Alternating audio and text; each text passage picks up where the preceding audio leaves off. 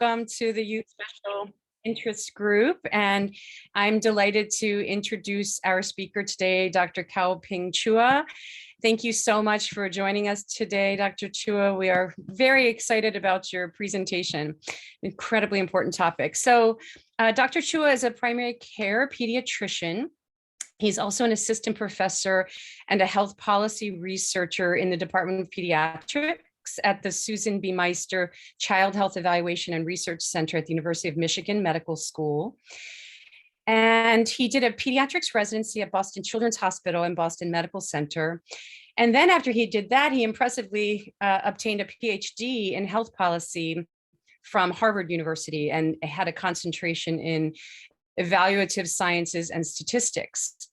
And he has a K award. He's been focusing on a number of years on opioid prescribing and out-of-pocket cost and low-value care. And we are very fortunate that he's going to be sharing with us some of the research he's been doing in recent years on measuring and improving quality of opioid prescribing to children and young adults. So we will turn it over to you. Thank you again so much for doing this presentation for this group. Yeah, Lisa, thank you so much for the opportunity to talk. I really appreciate it. And hope that at some point in a post-pandemic future, I'll have the opportunity to meet some of you in person. So my name is Kao-Ping Chua. As Lisa mentioned, I'm a primary care doctor, an assistant professor of pediatrics at the University of Michigan.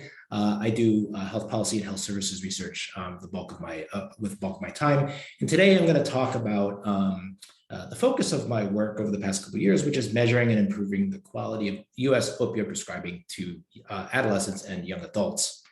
Now, before I start, I want to acknowledge that I do consult for Keystone Strategies, and I've also received an honorarium for the Meister Foundation to help develop a campaign to improve opioid prescribing by dentists. So in this talk, I'm going to present 3 of my papers, each of which is going to achieve a different objective. First, I'm going to review which opioid prescribing patterns are associated with opioid overdose in adolescents and young adults aged 12 to 21 years. Second, I'm going to review the prevalence, prescribers, and safety of opioid prescribing to children and young adults aged 0 to 21 years. And then I'm going to end by describing my NIDA Career Development Award project, in which I'm working to reduce excessive opioid prescribing after surgery in adolescents and young adults aged 12 to 21 years undergoing tonsillectomy. And the one thing I would just kind of want to clarify right off the bat is that the bulk of this talk is focused on adolescents and young adults because the risk of harms in this population is greater. And I'll really only touch on opioid prescribing to young children aged 0 to 11 years in the second part of the talk.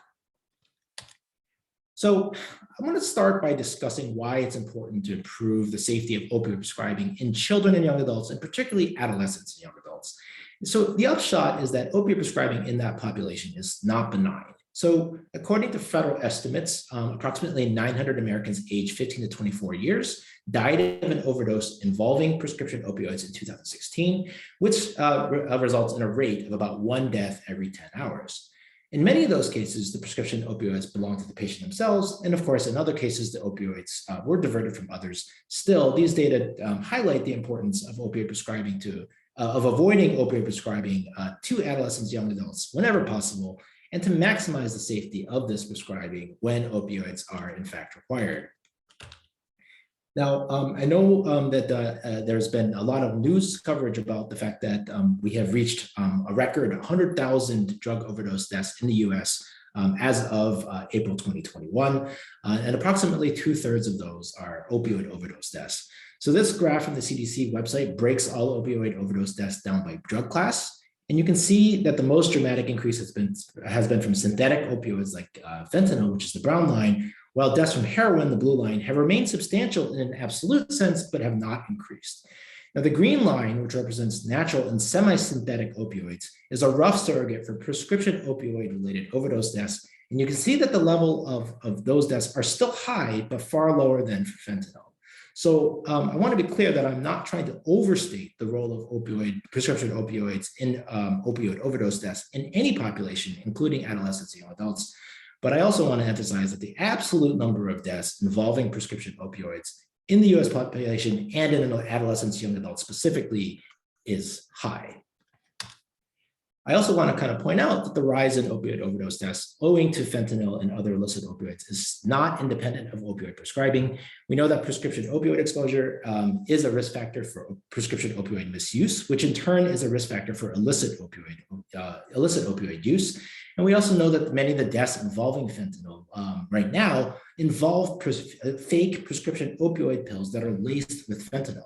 So to the degree that legitimate prescription opioid exposure increases a youth's desire to seek out fake prescription opioids, not knowing that they're laced with fentanyl, then limiting this exposure in the first place may be one part of the solution to slowing deaths from illicit opioids. Now, with that background, I'd like to start by getting into some of the research that I've conducted assessing opioid prescribing patterns associated with overdose risk in adolescents and young adults. So when I started doing work in this area prior to 2019, I was kind of surprised. Actually, I really wasn't surprised, but there really wasn't a whole lot of studies that had examined this topic specifically in adolescents and young adults.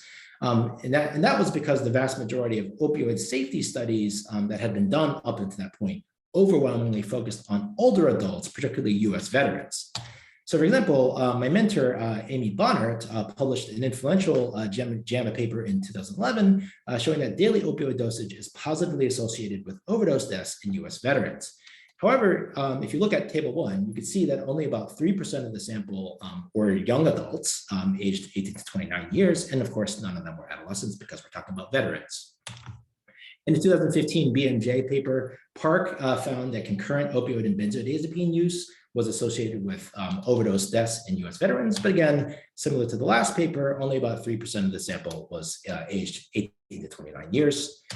And finally, in a 2017 JAMA Internal Medicine paper, Miller found an increased risk of overdose death when starting opioid-naive patients on long-acting extended-release opioids like OxyContin, as opposed to immediate-release opioids such as regular oxycodone. Again, however, looking at table 1, the median age of patients was 60 years. Now, on the basis of studies like these, the CDC released opioid prescribing guidelines for adults with chronic pain in 2016, which recommended that clinicians start with the lowest effective dosage, avoid concurrent opioid and benzodiazepine prescribing, and start opioid-naive patients with immediate release short-acting opioids. However, in 2019, it really wasn't clear from the existing evidence base whether these guidelines were pertinent and were, in fact, reasonable strategies to mitigate prescription opioid overdose risk, specifically in adolescents and young adults.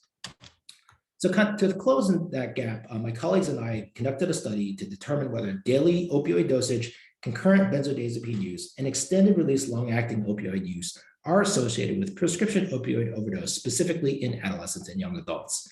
And in this case, we focused on patients without cancer, simply because of the unique pain management needs of the pediatric oncology population. The co-authors of this paper were Chad Brummett, Rena Conti, and Amy Bonnert. The paper was ultimately published in JAMA Pediatrics in 2020. So this analysis was a retrospective cohort study of the 2009 to 2017 IBM Market Scan commercial database. And this is a database that contains medical and pharmacy claims from a national sample of non-elderly patients aged 0 to 64 years with private employer-sponsored insurance. And the vast majority of enrollees in this database receive coverage from large companies such as Ford. Now, here's a graphical illustration of the study design, and I want to take a couple of minutes to kind of walk you through this figure. So we first identified all opioid prescription claims, in other words, dispensed opioid prescriptions, between July 1st, 2009 and October 1st, 2017, by non-cancer patients aged 12 to 21 years on the date of the claim. We included patients in the sample if they had at least one such opioid prescription claim during the study period. Now, what we did is we took each of the dispensed opioid prescription and converted it to individual days on which the prescription was active, which we called a quote unquote person day. To do this, we assumed patients took opioids as prescribed following prior opioid safety studies. So for example, if a prescription was dispensed on January 1st and it was written for a 7-day supply, we assumed the active period for that prescription was January 1st to January 7th. Now we converted The cohort entry date for patients was the dispensing date of the very first opioid prescription during the study period. And then we followed patients until the end of the active period of the very last opioid prescription during the study, until the patients disenrolled, or until the study period ended, whichever came first. Now, in this figure, happens to depict a patient who had 2 opioid prescription claims, but just want to emphasize that patients could have more than 2 claims or even just 1 claim. Also in this figure, the end of follow-up is depicted as the end of the active period of the last opioid prescription, but as I mentioned, it could also be disenrollment or the end of the study period. So our basic approach was to examine the relationship between opioid prescribing patterns and overdose only on person days with active opioid prescriptions. We excluded periods without active opioid prescriptions from analyses because it would be unclear how to define something like daily opioid dosage when there was not an active prescription. An important result of this analytic decision is that we only captured overdoses that occurred immediately after dispensing occurred, which means that we undercounted overdoses or did not count overdoses that occurred well after the time of dispensing. And I'll return to this later. So all of our analyses were not conducted at the level of patients, but rather at the level of person days of active opioid prescriptions.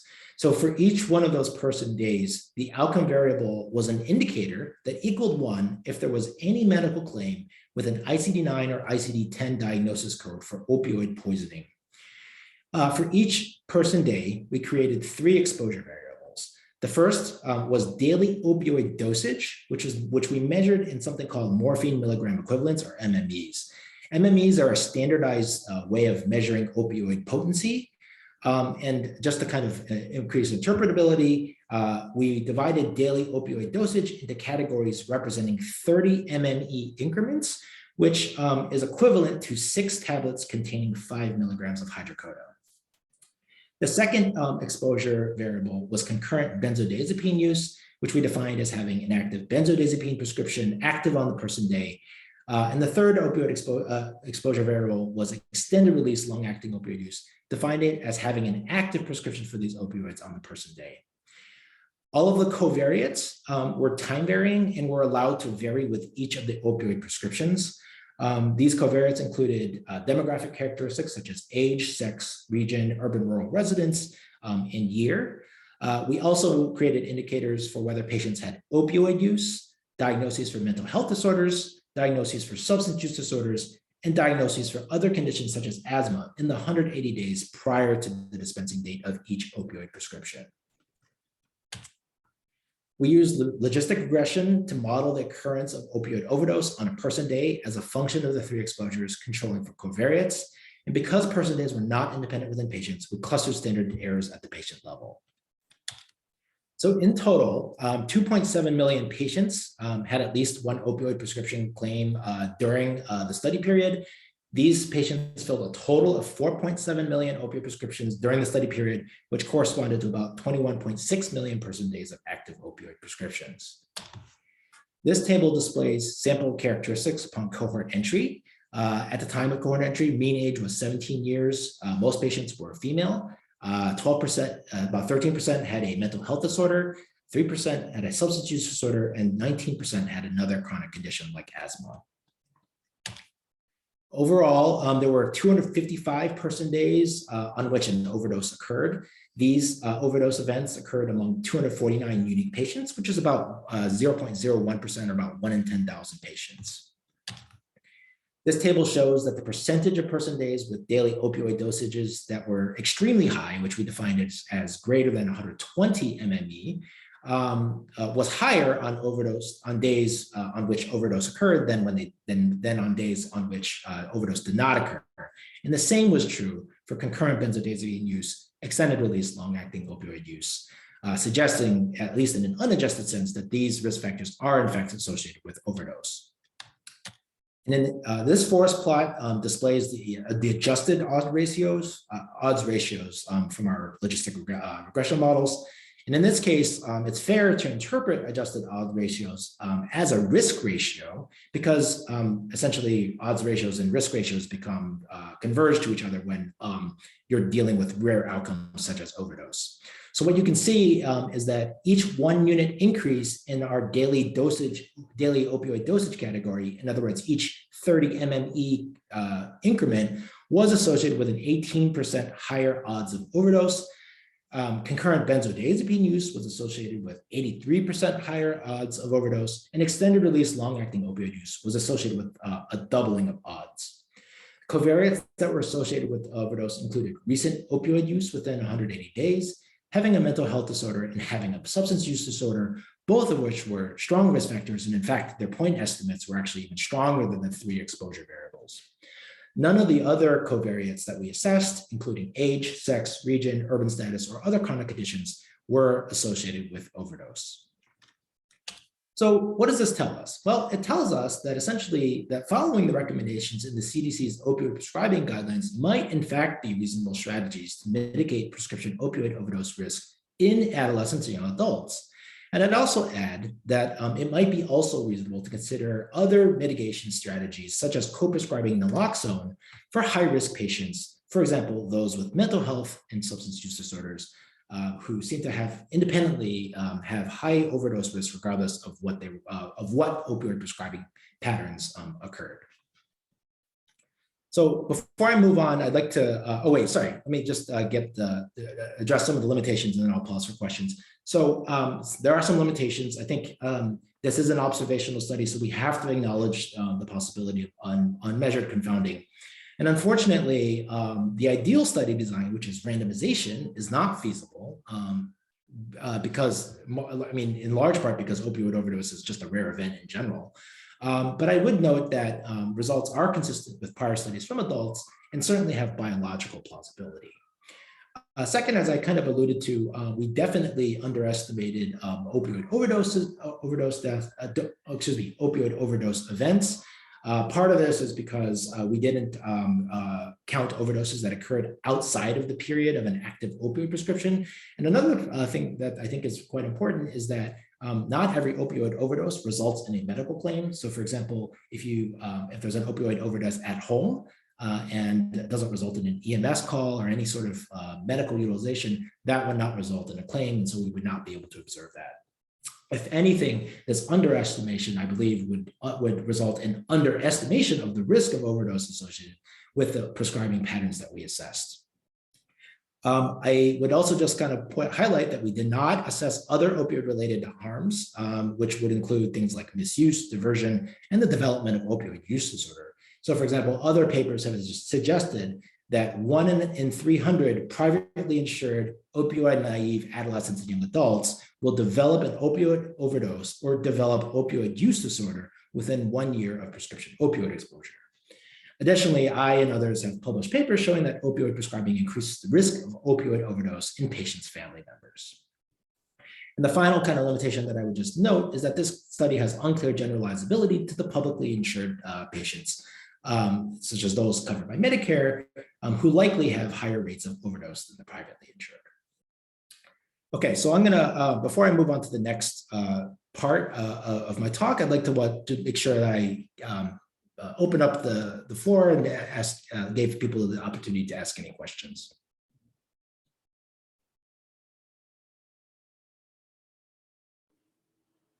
Dr. Chua, this is Geeta Subramaniam. Thank you again for presenting and for reviewing this data in the paper. So you may have mentioned it and I could have maybe not listened carefully, but so how does claims and use correlate? Yeah, we don't know exactly, right? I mean, I think that's the problem with using any sort of large administrative data set. You have to make the assumption that essentially when there is a dispensing event, that there is use, right? We don't know, and we know for a fact, right, that people don't always use, kind of opioids within the intended time frame. So there was likely consumption outside of the active periods. That's just one of those things that I don't think there's anything you can do about it. I mean, the problem again is like, if you can imagine what would be the ideal data source, there really isn't one. There is no data source that has the information that you need and is large enough to kind of study this topic that are other than administrative data such as claims. So it's kind of a definite limitation of I think all opioid safety studies that use administrative data. Thank you.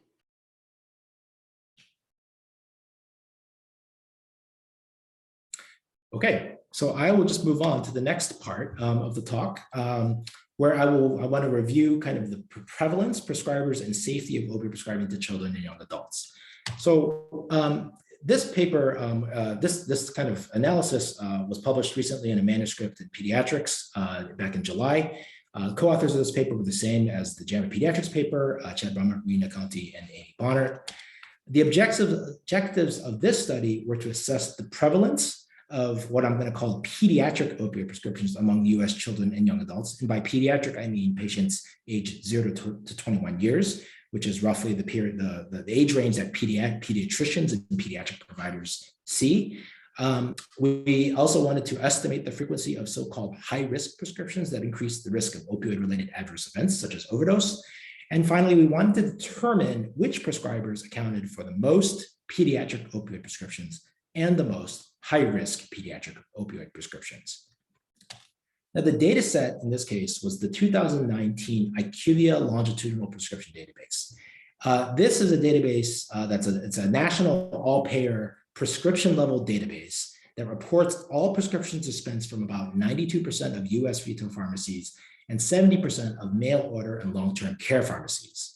Owing to this broad coverage, it's widely considered the kind of the gold standard for dispensing data. The sample of our study included all prescriptions for opioid analgesics that were dispensed to US children and young adults aged 0 to 21 years in 2019. We limited to prescriptions for patients in one of the 50 US states or the District of Columbia. Now, to assess the prevalence of pediatric opioid prescriptions, we calculated the proportion of US children and young adults with at least one dispensed opioid prescription in 2019. The numerator of this proportion was the number of unique children and young adults with dispensed opioid prescriptions in the IQVIA database. The denominator was the estimated number of US children and young adults according to the 2019 American Community Survey. We assessed 6 metrics of high-risk prescribing. The first 2 metrics assessed the proportion of opioid prescriptions to opioid-naive patients that exceeded a 3-day or a 7-day supply. The logic behind these metrics is that opioid-naive status is a surrogate for acute pain, which usually does not require more than a 3-day supply of opioids and hardly ever requires a 7-day supply.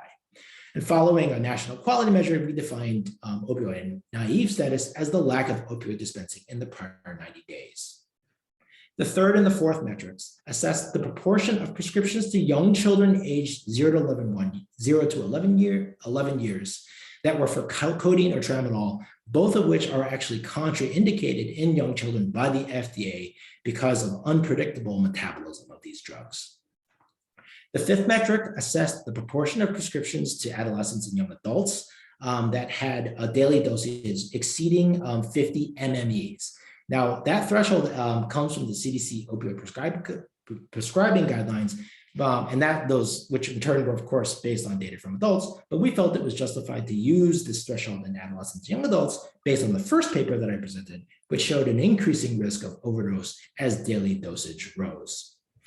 And finally, the sixth metric assessed the proportion of opioid prescriptions to adolescents and young adults that overlapped with the benzodiazepine prescription for at least 1 day. And we assessed this metric because, as I mentioned in the first paper, concurrent opioid benzodiazepine use is a very strong risk factor for overdose in this age group. To assess the prescribers of pediatric opioid prescriptions, we first calculated the proportion of all prescriptions written by each specialty. Additionally, we identified all prescribers accounting for at least one pediatric opioid prescription, ranked them by the number of prescriptions, and identified prescribers who had prescription counts in the 95th percentile or above. We then calculated the proportion of all pediatric opioid prescriptions in 2019 that were accounted for by these quote unquote high frequency prescribers with prescription counts in the 95th percentile or above. We also then subset the prescriptions that were considered high risk by any of the 6 metrics that we constructed, and we calculated the proportion of those high risk prescriptions that were accounted for by high risk prescriptions. Essentially, we were trying to determine the degree to which pediatric opioid prescribing and high risk prescribing is concentrated within individual prescribers. And finally, among each prescription that was eligible for the 6 metrics, we compared performance between high frequency prescribers and other prescribers. So this sample, our sample included over 4 million pediatric opioid prescriptions for about 3.1 million patients. About 5 and 6 prescriptions were for adolescents and young adults. 4 and 5 were for opioid naive patients. 3 and 5 were for commercially insured patients, about 27.5% for Medicaid patients, and more than half were for hydrocodone. The median days supplied in prescriptions was about 3 days. Now, our analyses suggest that about 3.5% of all US children and young adults had at least one dispensed opioid prescription in 2019, including about 0.9% of young children and 6.3% of adolescents and young adults. That prevalence did vary by census region, with the highest proportion being in the South. This table displays performance on the 6 metrics of high-risk prescribing. So among opioid prescriptions for opioid-naive patients, 41.8% and 3.8% exceeded a 3-day and a 7-day supply, respectively. Among opioid prescriptions to young children aged 0 to 11 years, about 1 in 6, or about 16%, were either for codeine or tramadol. Among opioid prescriptions to adolescents and young adults, about 11.5% had daily dosages greater than or equal to 50 MME, and 4.6% of those prescriptions overlapped with the benzodiazepine prescription for at least 1 day. Collectively, 45.6%, or just under half of all pediatric opioid prescriptions, were classified as high risk by any of the 6 metrics.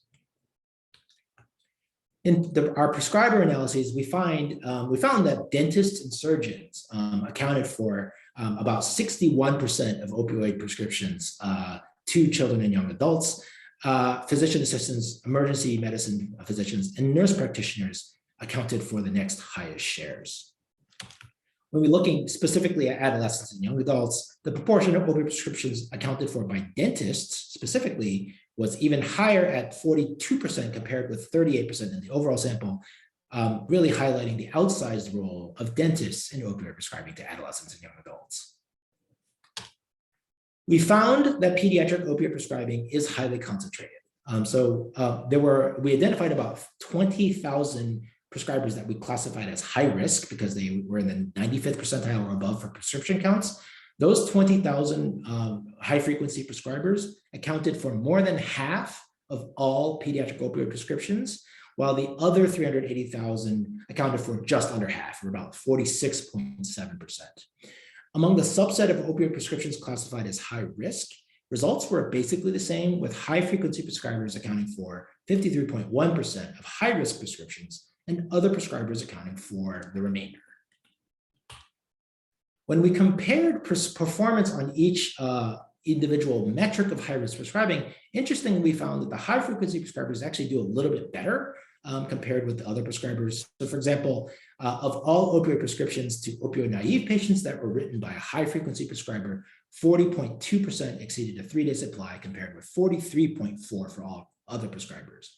Despite these differences, for most of the metrics, with the exception of those for young children, the differences were not that great in an absolute sense. So in summary, this study shows that about half of pediatric opioid prescriptions could be considered high risk, at least according to one of the 6 metrics that we assessed. Specifically, more than 2 in 5 prescriptions to opioid naive children and young adults exceeded a 3-day supply, even though most of those prescriptions were written for dental and surgical procedures, which rarely require long durations of opioid therapy. We found that 1 in 6 prescriptions to young children were for either for codeine or tramadol, even though both are contraindicated in this age group. 1 in 8 prescriptions dispensed to adolescents and young adults had MME exceeding or greater than or equal to 50, even though elevated daily dosages are rarely ever needed in adolescents and young adults. And finally, about 1 in 20 prescriptions to adolescents and young adults overlapped with the benzodiazepine prescription, even though, as I mentioned, this is a very dangerous combination, and even though benzodiazepines, which are usually used for anxiety, actually have pretty poor evidence of efficacy for anxiety in youth. We did find that dentists and surgeons had a particularly outsized role in pediatric opioid prescribing. And that's important because evidence suggests that safely reducing opioid prescribing by these clinicians is feasible. So for example, in some of my other work, I found that 60% of children undergoing tonsillectomy receive opioid prescriptions, even though there's a randomized trial showing that ibuprofen is an equally effective analgesic for this procedure. My prior work also indicates that 80% of all dental opioid prescriptions for adolescents and young adults are for a single procedure, which is tooth extraction, even though ibuprofen is an equally effective analgesic for tooth extraction. So if you do the math, in our study, essentially, we find that there are 1.4 million opioid prescriptions from dentists to adolescents and young adults. If you multiply that by 80%, that implies that there are about 1.1 million opioid prescriptions written for tooth extraction to adolescents and young adults each year, which is about 1/3 of all prescription opioid exposure. What that means is that basically you eliminate 1/3 of all opioid exposure in youth just by getting rid of opioid prescribing for tooth extraction alone. We did find that pediatric opioid prescribing is highly concentrated. So specifically, we found that about 20,000 prescribers account for about 53% of all pediatric opioid prescriptions. Now, that doesn't necessarily mean that these prescribers have a high rate of prescribing. In other words, for example, a surgeon with a higher than average patient volume could simply be a high frequency prescriber, even if their rate of prescribing is average compared with other surgeons. Nonetheless, our findings do suggest that the prescribing patterns of high frequency prescribers may warrant particular scrutiny.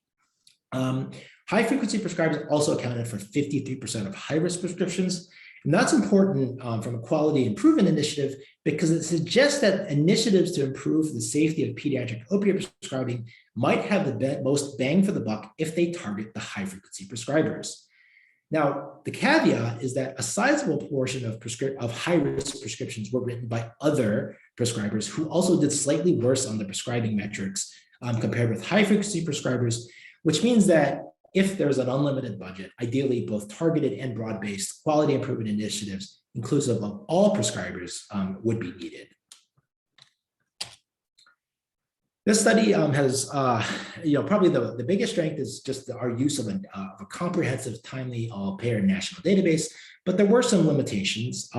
Despite the kind of the comprehensiveness of our database, it doesn't include all pharmacies. And so we know that there's a slight underestimation of the prevalence of dispensed opioid prescriptions among US children and young adults. I also kind of want to note that our analyses underestimate the role of surgical care in pediatric opioid prescribing. The proportion of all pediatric opioid prescriptions associated with surgical care is greater than the proportion of prescriptions written by surgeons because physician assistants and nurse practitioners account for about 1/5 of opioid prescriptions written for surgery. And finally, COVID-19 has delayed many dental and surgical procedures, which are the primary indications for pediatric opioid prescribing, which implies that the rate of this prescribing during the pandemic is likely lower than in 2019. And in fact, I have other data showing that that is in fact true. However, this study will still inform future quality improvement initiatives unless COVID-19 permanently alters practice. And I have no optimism that that would be the case. Okay, before I move on to the last part of my talk, I wanted to see if there were any questions about this study. I have a quick question. By the way, this is a terrific presentation. Thank you so much.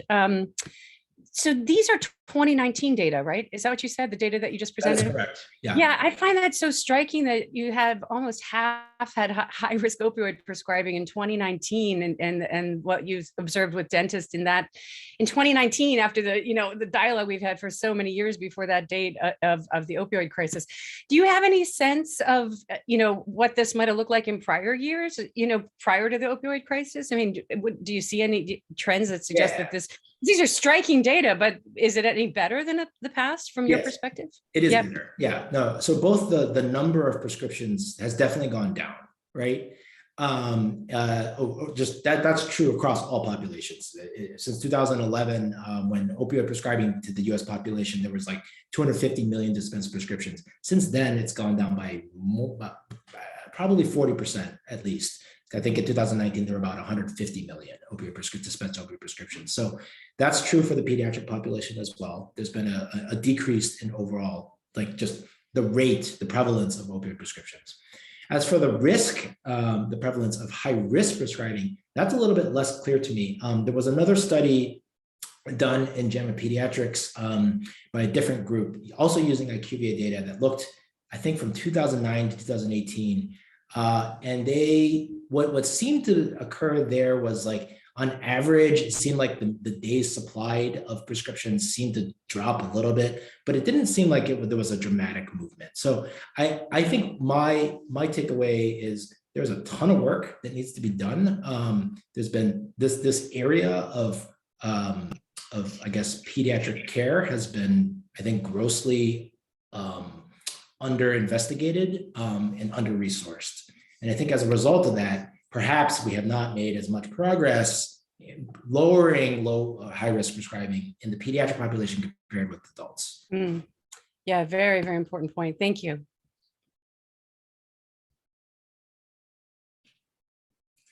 All right, so speaking of efforts to improve prescribing, I'm gonna now try to present what I'm trying to do in that space. So, okay, so this is the results of my NIDA Career Development Award. And the goal here is to reduce excessive opioid prescribing after surgery in young adolescents and young adults.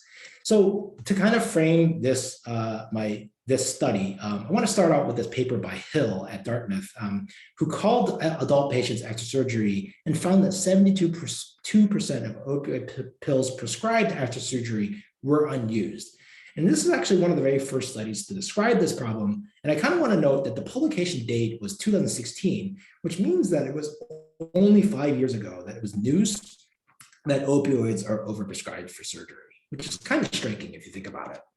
Now, to address this overprescribing, people came up with a quote unquote revolutionary idea, which is to figure out how many opioids people actually need after surgery and then prescribe that amount. Now, I'm being a little bit sarcastic simply because I think it's remarkable that it's taken us until the past few years to figure out that this is what we should have been doing all along instead of sending people home with 90 pills for tooth extraction or something along those lines. So at the University of Michigan, there's a group that I work with called Michigan Open, which has pioneered the development of evidence-based opioid prescribing guidelines for surgeries in adults. So for example, in a study of adults who had their gallbladders removed at the University of Michigan, the investigators called patients 2 weeks after surgery, asked them how many pills they took. They then implemented a prescribing guideline for the department based on the 75th percentile of patient-reported opioid consumption. Now, before the guidelines, 50 pills were prescribed on average, compared with 15 afterwards after they implemented a 15-pill guideline. Consumption before the guideline was 3 pills versus 2 pills afterwards. So you can see that there was a huge reduction in excess prescribing, and you can also see that 15 probably is too high as well. But either way, what was really neat about the study is they also looked at kind of some of the unintended effects of decreasing opioid prescribing, and they found that there was no change in refills, and they also found that there was no change in patient-reported pain scores. So what that suggests is that it may be possible to reduce the number of opioid pills prescribed after gallbladder surgery without harm, which is honestly a rare win-win in medicine. So over the past few years, Michigan Open has then used this similar approach to describe prescribing guidelines for a variety of surgeries which are listed here. And for the vast majority of surgeries, no more than 10 to 15 pills are recommended. It's only for major surgeries like total knee replacement where the recommended number of pills is as high as 50. Now, Michigan Open has done really great work leveraging one of the quality initiative funded by Blue Cross and Blue Shield of Michigan to disseminate their opioid prescribing guidelines to hospitals across the state of Michigan. And they found using statewide data that the dissemination of these guidelines was associated with a 1.3 pill per month decline in prescribing, which is actually a fair amount. And they've also been really great at collecting data on patient-reported outcomes just to make sure there weren't any unintended effects. So this graph shows that after the dissemination of the guidelines in October 2017, there was a decrease in the number of opioid pills consumed, which is the black line. However, the trend for patient satisfaction and pain scores, which are the blue and the red lines, have been flat, again, consistent with the notion that you can reduce opioid prescribing after surgery without adversely affecting patient-reported outcomes. Now, a limitation of this guideline-based approach is that their effectiveness depends on clinicians being aware of the guidelines.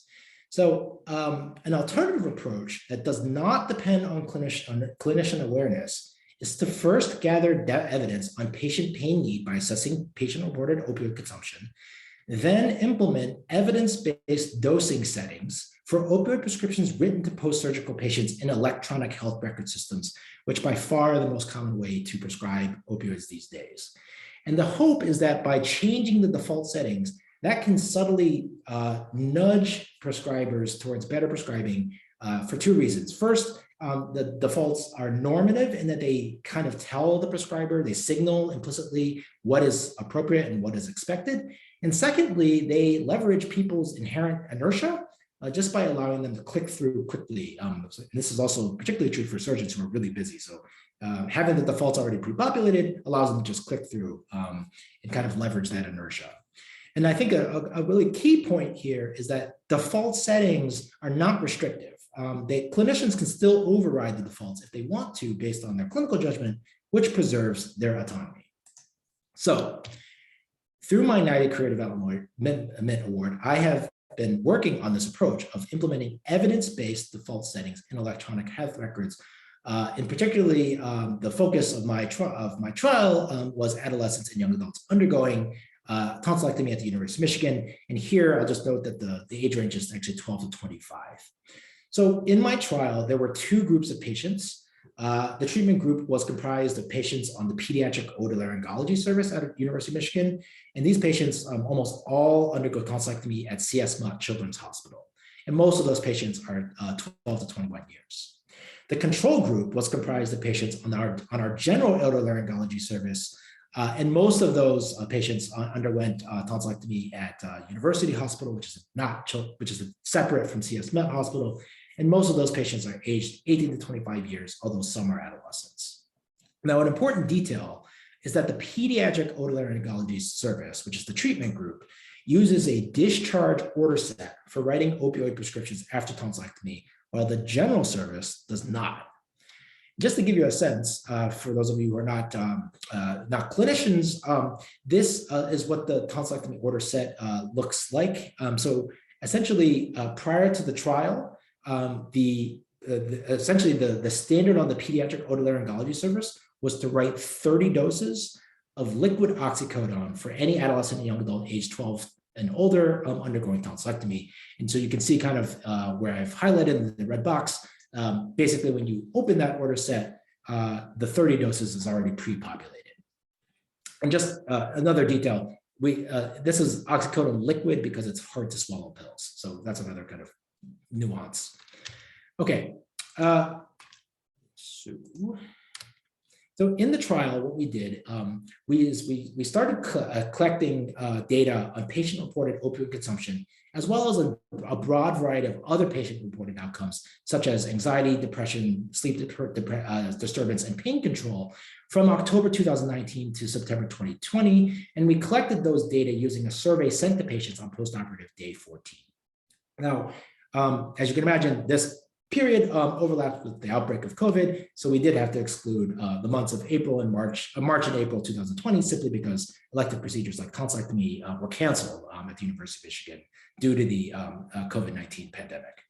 So in September 2020, we decided to set the new default number of doses to 12, and we chose this level because we examined our baseline data that we collected and found that essentially a level of 12 would cover the needs of almost 75% of patients. Additionally, I just kind of want to point out that another reason we chose 12 is that simply that very few opioid prescriptions were written for 12 doses at baseline. So we reasoned that a sharp increase in the proportion of prescriptions with 12 doses might signal adherence to defaults as opposed to random chance. We implemented this new default in the pediatric tonsillectomy order set on October 1st, 2020, only at CS Hospital, again, which is where the pediatric otolaryngology service does the tonsillectomies, and we made no changes, of course, on the general service. So this is what the new order set looks like. It's basically exactly the same. The only difference is that the new default number of doses is now 12 instead of 30. And also, you'll also see that the quantity of opioid dispensed auto-populates to 60 mLs because each opioid dose is 5 mLs. And that's, of course, important because doses can vary in size, and ultimately, the goal is to decrease quantity and not doses per se. So we conducted 2 analyses. The main analysis, or the primary analysis, focused on outcomes that we could assess in the electronic health record at University of Michigan. For example, things like the proportion of patients with discharged opioid prescriptions with 12 doses, which is a measure of adherence to the defaults, the mean number of doses prescribed, the proportion of patients with at least 1 refill, the proportion of patients who had any sort of encounter with a clinician for pain within 14 days, and then the portion of patients who were hospitalized or had an ED visit for pain within 14 days. So those are the outcomes in the primary analysis. The secondary analysis focused on, had 18 outcomes, and this was limited to patients who completed the post-operative survey. So there was a little bit of drop off. So didn't include all the patients, but included most of them. So for example, as I kind of alluded to, we asked about things like pain control, like worst pain over the past 7 days on a scale of 1 to 10, how satisfied with you with pain. We asked them to report their opioid consumption. We used the validated PHQ-8 to assess depression.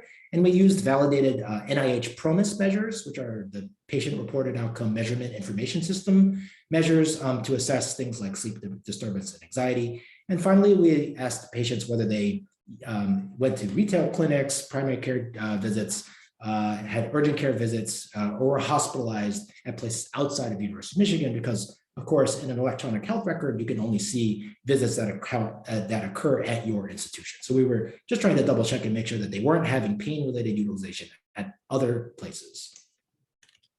So just a quick question, yeah. Dr. Chua. So how about substance use factors? Were you not able to look at that? You know, we actually you did collect on the data previous on, slide. We did. We actually collected data in our baseline survey on mental health and substance use disorders. No, I mean, no, if you go back to your previous screen, you have all these other measures, but I don't see any substance use. Oh, yeah. No, so you're right. So we actually also did have 2 measures that assessed prescription opioid misuse.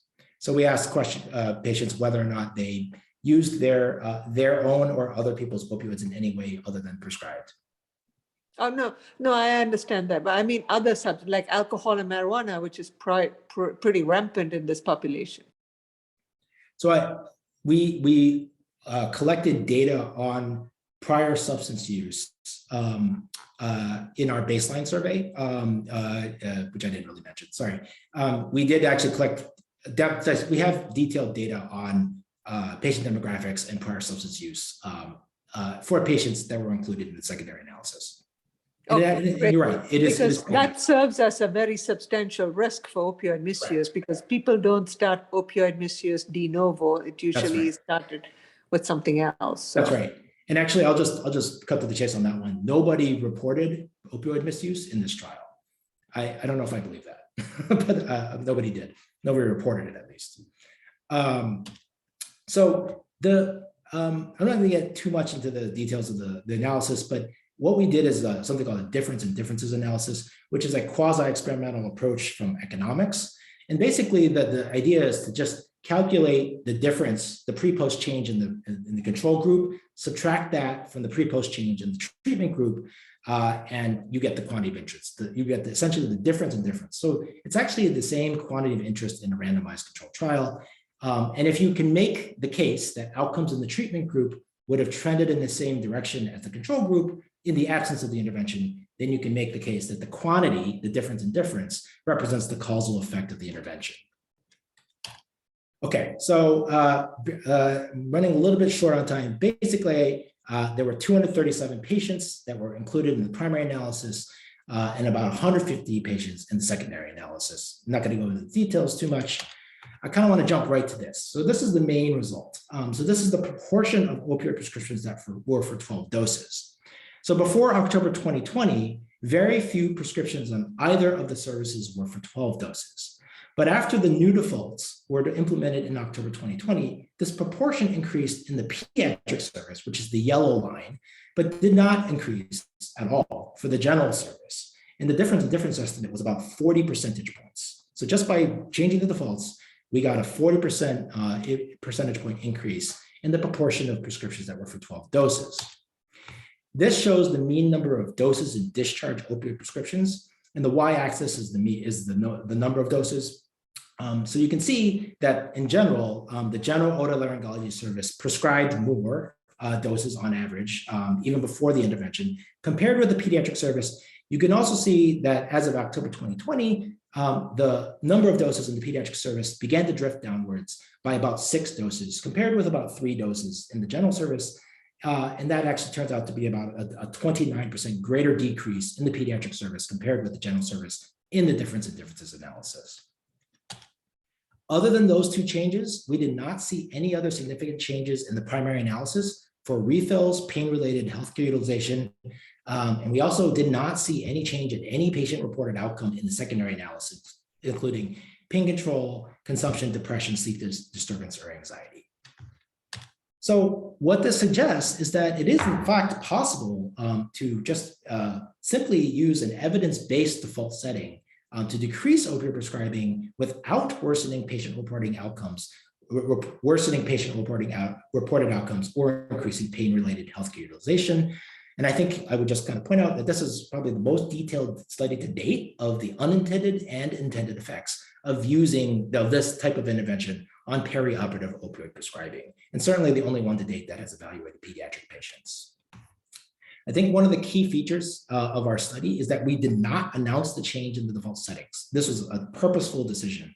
Despite this, the proportion of prescription with 12 doses rose sharply anyways, which demonstrates the abilities of defaults to change behavior. Now, I think that ability can be leveraged to improve quality, clearly, but it also implies that unintended effects could occur if defaults are set poorly. And for this reason, I think it's very important that default settings be based on evidence on patient-reported opioid consumption, which is what we did in our study. This is a really low-cost intervention that could easily be disseminated to lots of different other institutions and other surgical settings, because it really just takes very minimal amount of time to kind of reprogram the defaults. I do just would want to emphasize that if people are doing this, I hope that they carefully evaluate for unintended effects on patient-reported outcomes. So I'm going to stop there, and I just really thank you for your time. I know I only have a couple minutes left, but I'd be happy to answer any other questions about this study or any other study that I've presented. So the patients didn't report like high dissatisfaction with their pain control, even though the opioids are limited. That is correct. All we did is we dropped the defaults, and the satisfaction was exactly the same. Pain control was exactly the same. There was no change.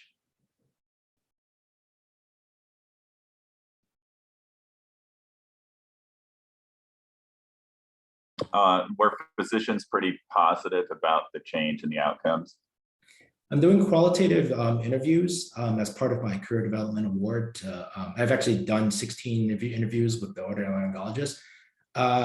Nobody was aware that it actually occurred, but when I told them, and that's actually a key finding, but when I told them, they were like, "Oh, this is great." I think this may vary by institution, but at least at University of Michigan, there's a culture of wanting to have really strong evidence to kind of before people change their clinical practice. And I think that showing them the opioid consumption data, showing them the kind of the lack of change in patient-reported outcomes is compelling. I haven't presented this to the entire group yet, but I certainly plan to.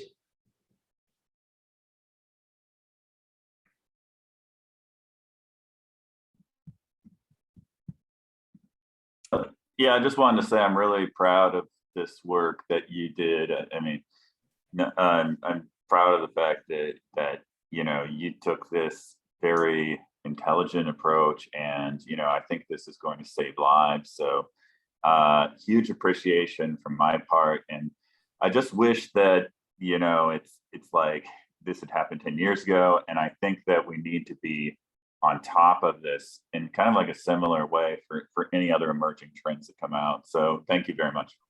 Yeah, I appreciate that. I don't think that. So I was a pediatric ER doctor for a long time before.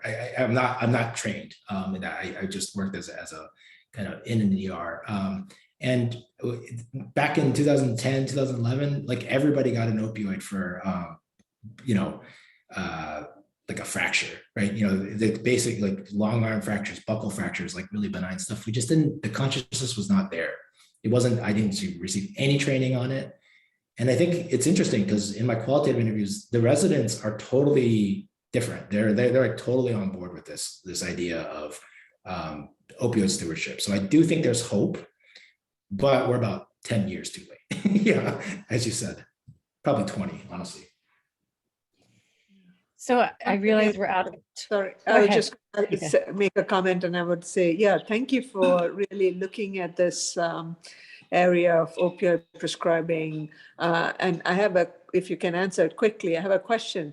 So we have done some studies in the CTN looking at opioid prescribing in adults, and we're finding that at least in the primary care settings where we've done these studies, either trying to recruit patients and or do some surveys, we're finding that there is a tremendous decrease in opioid prescribing. In fact, the pendulum may have swung in the other direction, you might say. However, from your experience, I don't know if you've looked at adult populations, are you seeing like the pediatric population or the providers that deal with pediatric populations lag behind the adult providers? Is that what you're picking up? Not necessarily. I mean, I think they're all decreasing. It's hard to really make a apples to apples comparison. The answer is yes, I do study adults. I actually have the QVA data for all opioid prescriptions through 2021, through the end of basically through the end of now. And I'm actually doing an analysis of that now, just to look at overall trends. It's hard to say that one has been faster than the other. They're very different, right? And when you're talking about adults, it's almost all, like most of it's chronic pain. There is opioid prescribing for acute pain. In kids, it's almost always acute pain. 60% are surgeons and dentists, right? That's not chronic pain. That's usually for acute pain from a procedure. So I think to make a comparison between those two is very different. One of the things that attracts me to the pediatric space, other than obviously my clinical bias, is that I think it's actually lower hanging fruit in some ways to improve opioid prescribing for acute pain. I think when you're talking about chronic pain, it's a lot messier. And I do think that there's the possibility of swinging too far in the other direction, especially for chronic pain. But with acute pain, you can figure out what the levels should be, right? You can just call people and ask them how much do you actually need? And you can then tailor your prescribing, accordingly. So I think it's easier. It just needs to be done. So I realize that we are a little over time. I just wanted to also add a big thank you for this outstanding presentation and for the incredibly important work that you do. Thank you for sharing this with our group, and also really wishing you the best with the rest of your K, and looking forward to the next phases of it. And please come back and share what you learn in the next phases of your K with this group. It would be great to follow your ongoing work. Thank you. I appreciate it. Thank you so much. Thank you all. Great to see you all. Bye-bye. Take care. Bye-bye.